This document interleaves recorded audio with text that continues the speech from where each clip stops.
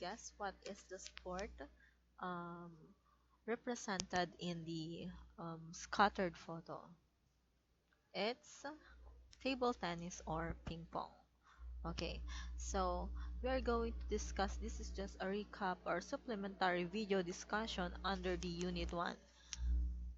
So let's start. Table tennis is a racket sports. Now under this, we are going to discuss the following. First, the history. Second is the equipment. Third are the skills. And lastly, four, the rules. Now let's start. What is your simple definition of table tennis?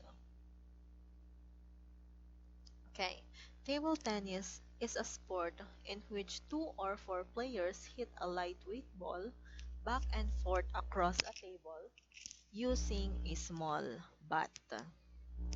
Now, table tennis is also called as ping pong. Why do you think so? Bakit ping pong ang tawag sa table tennis? Okay, ping is the sound of the bat striking the ball, while pong is the sound of the ball bouncing on the table. Now let's proceed to the ping pong or the table tennis history. The game has its origins in England as an after-dinner amusement for the upper-class Victorians in the year 1880s. They are mimicking the game of tennis in an indoor environment. Okay. So dati-rati, ang nilalaro ng mga tao sa England ay lawn tennis. Now, sa ibang bansa, they have four seasons, namely summer, winter, autumn, and fall. Now, during winter season, hindi nakakalabas ang mga tao. Now, instead na ayaw kasi ng mga tao, no, especially ng mga upper-class Victorians, kapag sinabi kong upper-class Victorians, these are the aristocrats. Kapag sinabi kong aristocrats, these are the mayayamang tao, which comprises the king, the queen, the noble families. Now, these Victorians, ayaw nila ng sedentary lifestyle. Kaya ang ginawa nila, they were mimicking the game lawn tennis into an indoor game gamit ang table. Now, kung mapapansin ninyo sa picture, merong isang Chinese man at isang babae. Tapos yung net nila ang nakalagay, diplomacy.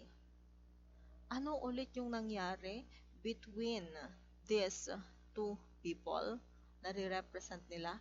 Itong man na ito, he represents China, while this woman represents USA. Now, this was called the ping pong diplomacy.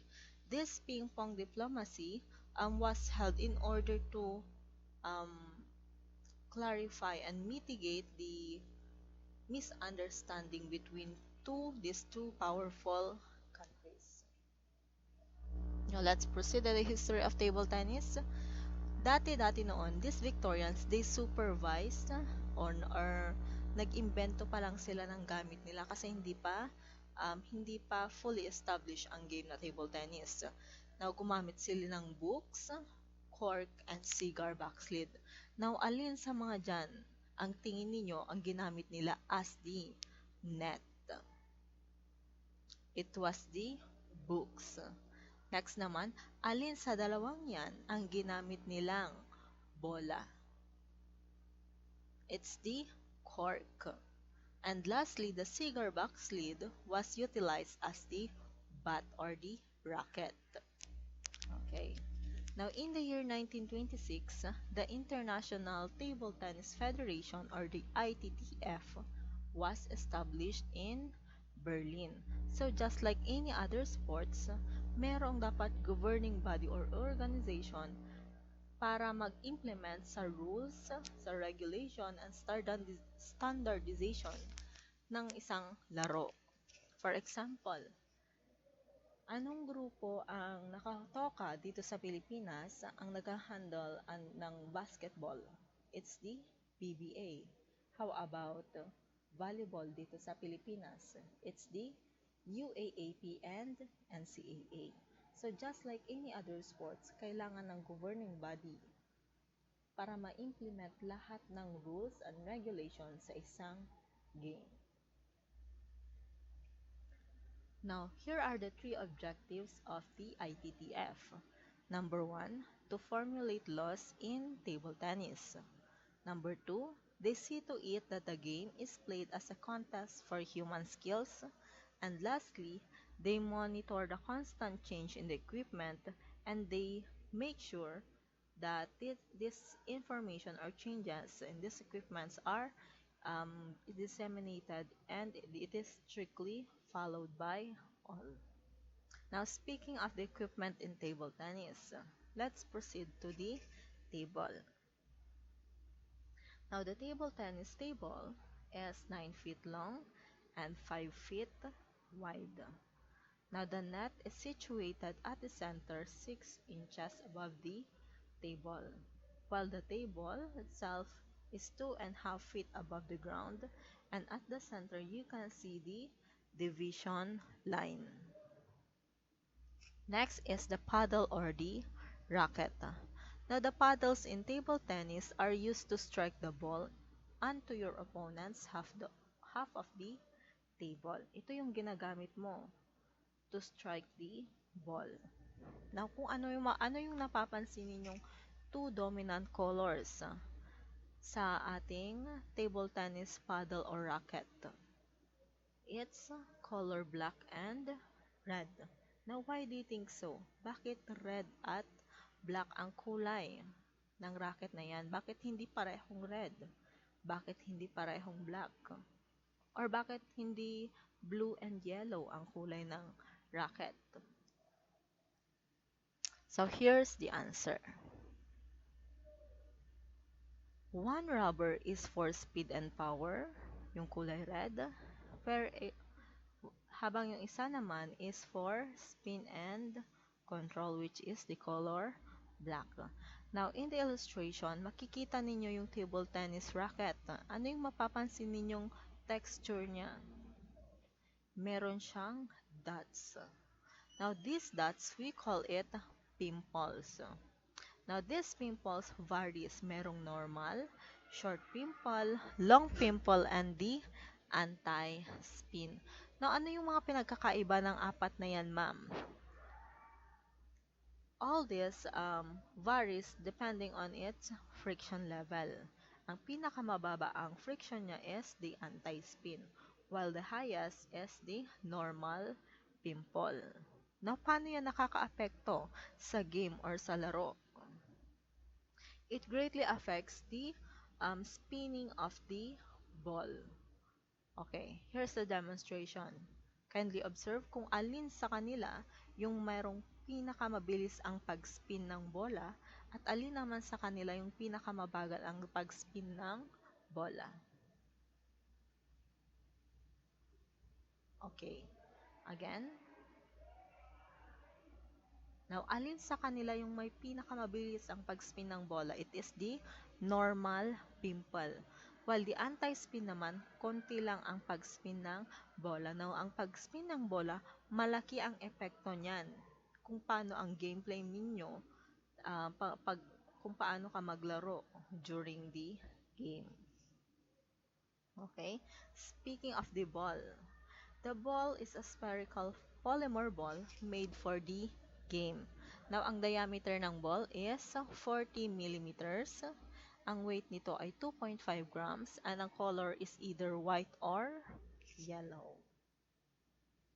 Now, let's proceed to the proper attire in table tennis. For men, it should be half a sleeve shirt and shorts.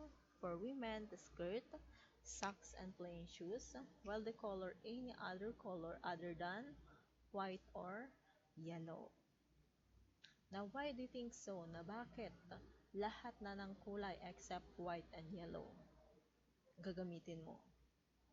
Kasi there's a rule in the game wherein if the ball touches your cloth or your body, yung point mo ay mapupunta sa kalaban. Now, paano mo mamomonitor kung na-touch ng katawan mo or yung damit mo yung bola? Dapat magdamit ka ng hindi kapareho ng kulay ng bola. Okay, so dapat ang shirt na ginagamit ng mga players ay lahat na ng kulay except white and yellow. Okay, let's proceed to the game. Now, a game normally consists of 11 points. But if the score is tied at 10, then the winner is the player or the pair that first scores 2 points more than the opposing player or pair. Next is the match. Now, a match may consist of the best of 3 games or best of 5 games. Now, here are the rules. In the choice of serving, receiving, or ends. Now, the serve is decided by a toss of a coin. The winner picks sides or get the serve. Now, the serve switches sides every 2 points. Now, after 2 points have been rewarded, your opponent gets to serve. Now, here are the 3 simple rules under the table tennis. Number 1, stand behind the end of the table with the ball in the palm of the one hand over the table's height.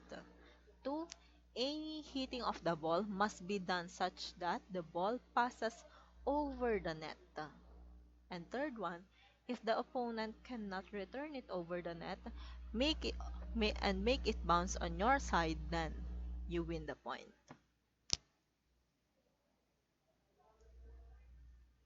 Let's proceed to the skills, specifically the serve.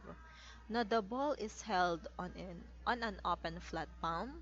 Now the ball must be tossed up at least 6 inches and the ball must hit the server side of the table once before going over. So paano ba yan? Ang pagsaserve mo, you have to toss the ball. Pero paano dapat yung palm mo? It is flat, open palm. You toss it at least ilang inches? It's 6 inches. And then, dapat mag-hit siya first on your side, then going over the opponent's side. That is the good serve. Let's proceed to the return. In returns, a return is good if it passes the net and then goes over and lands in the opponent's court. 2, the ball cannot bounce 2 times in a row on the same side of the court. So, paano ba ang pagre-return mo? Kapag nag-serve ka, for example, ikaw ay nag-serve, good serve yan. Now, paano naman ibabalik ni kalaban mo yung bola?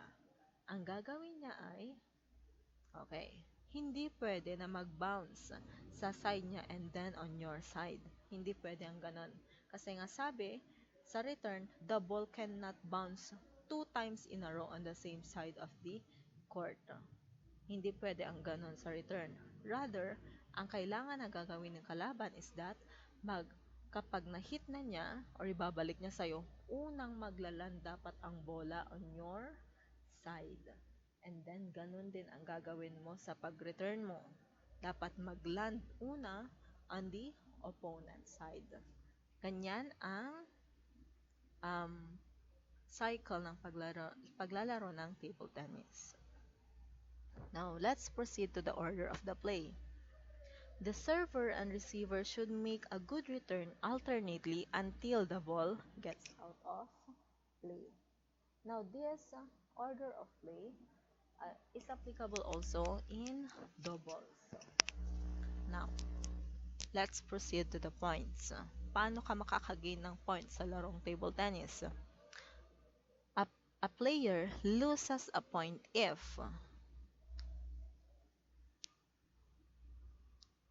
number 1, the player fails to make a good service. Number 2, the player fails to make a good return. 3, the player's free hand touches the playing surface when the ball is in play. Ibig sabihin, yung kamay mo nahawakan niya yung table. Number 4, the player volleys the ball. Number 5, the player's racket or anything he or she is wearing touches the net or its supports during the play. 6. The player or anything he carries moves the playing surface during the play. Number 7. He or anything that he is wearing comes in contact with the ball before it touches the playing surface on his side of the net after a good return of the opponent. Number 8, he strikes the ball out of his turn in doubles game. And 9, he strikes the ball twice in succession. And number 10, ball double touch on the table surface. Now, ito yung mga um, points wherein ang player ay maaaring mawalan ng puntos when you are playing table tennis. Now let's proceed to let, rest, and timeout. Ang sinasabi nating let in table tennis is when the ball is volleyed by the receiver when the service touches the net. Now, paano ba isi-simplify itong si let? First is, nag-serve ka. Good serve. Open palm, open flat palm. You toss it at least 6 inches and then the ball bounces first on your side and then kapag pupunta na siya sa opponent side ay na-touch or nagalaw ng net tapos nahulog. Pero dapat ang paglalandan ng bola is on your opponent side. That is let. Walang puntos na mawawala sa'yo kasi ang gagawin mo, you have to reserve. That is let. Let's proceed to rest and time out.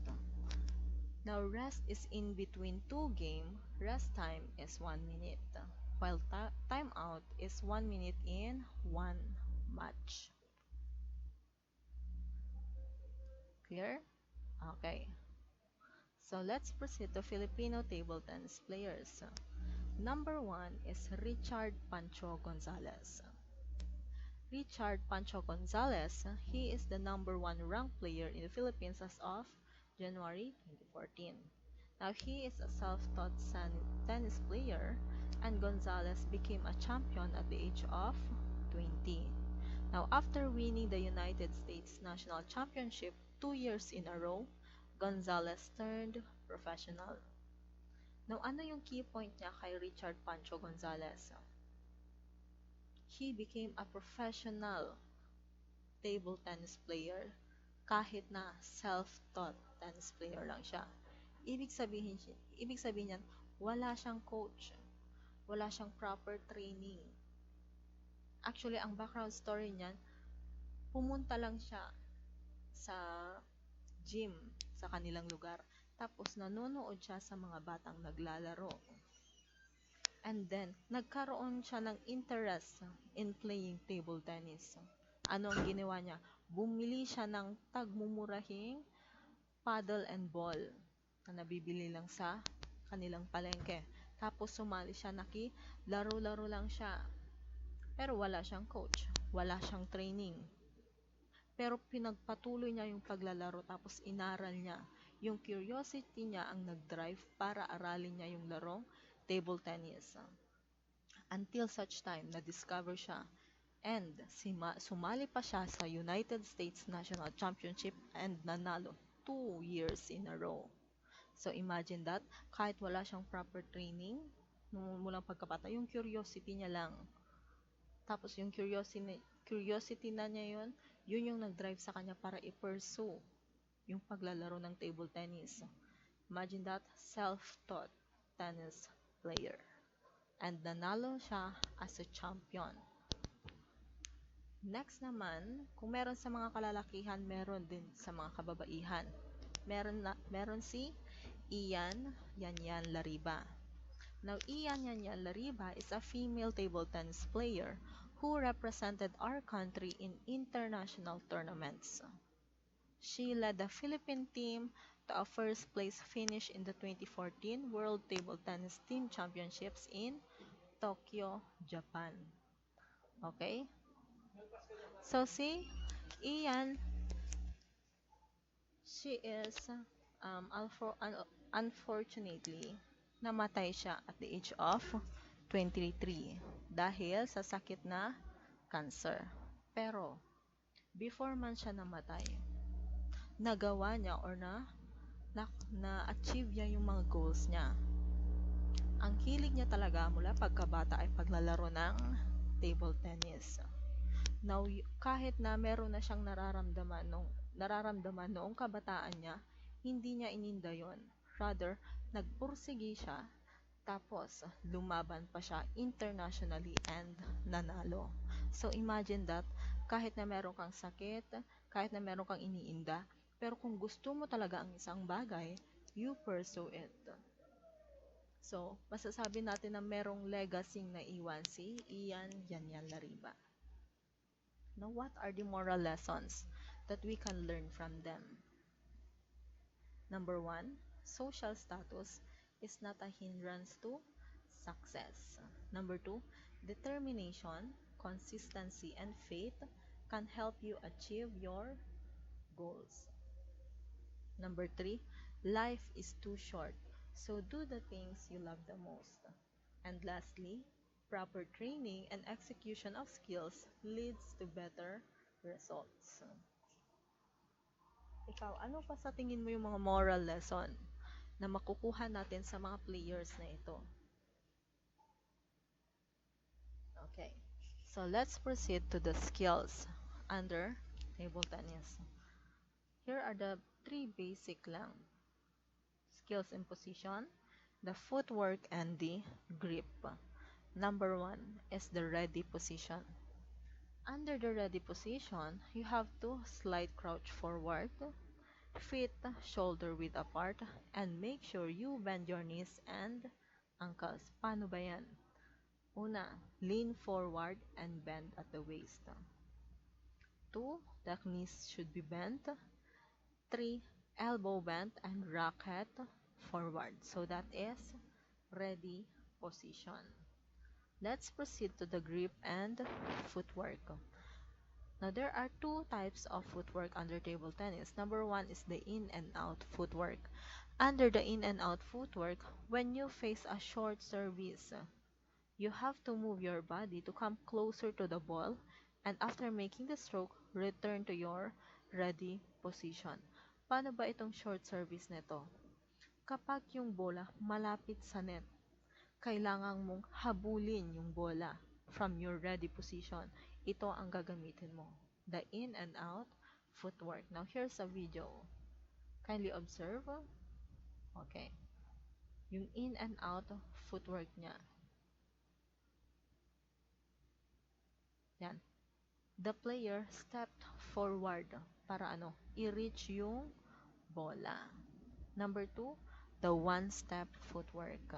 Under the one-step footwork, it is useful when the ball is slightly out of reach. So you can use one of your feet to reach near the ball after the stroke. And it comes back to the ready position. Paano naman itong one-step footwork? Kapag medyo malayo yung bola sa'yo, kanina sa in and out footwork, kailangan mong habulin yung bola. Your movement is forward, papalapit sa net. Kapag naman si one-step footwork, lalayo ka. Bakit? Kasi medyo malayo yung paglalandan ng bola. Ganyan. Kikita nyo ba sa video? That is a one-step footwork pattern. Let's proceed to the grips. There are two basic grips. Number 1 is the pen hold grip, and 2 is the shake hand grip. Let's proceed to the pen hold. Now, the pen hold grip is an Asian style grip of holding the racket, wherein the head of the racket is facing down and is held in the way a person holds a pen or pencil. Paano ba? Okay. Yung movement niyan sa backhand, hold the paddle like you hold a pen. Sa forehand naman, spread other three fingers equidistant from one another. So that is the pen hold grip. Let's proceed to shake hand grip. Paano naman itong shake hand grip? The shake hand grip is a typical European type grip wherein the head of the racket faces up and your hands looks like it is ready to shake a person's hand. Paano ba yan sa forehand yan? Keep the forefinger close to the paddle edge. 2. Wrap the three fingers around the handle. And lastly, keep the thumb on the rubber for support. So that is the shake hand grip. There are other types of grips and we are going to discuss that further. Okay, so let's proceed to the fitness components in table tennis. Now, ito ay ilan lamang sa mga fitness components na nagagamit sa table tennis. Namely, speed and agility, hand and eye coordination, reaction time, analytic and tactical ability, and lastly, strength and power. Okay. So, before I end this video discussion, here's a mantra for you to reflect on.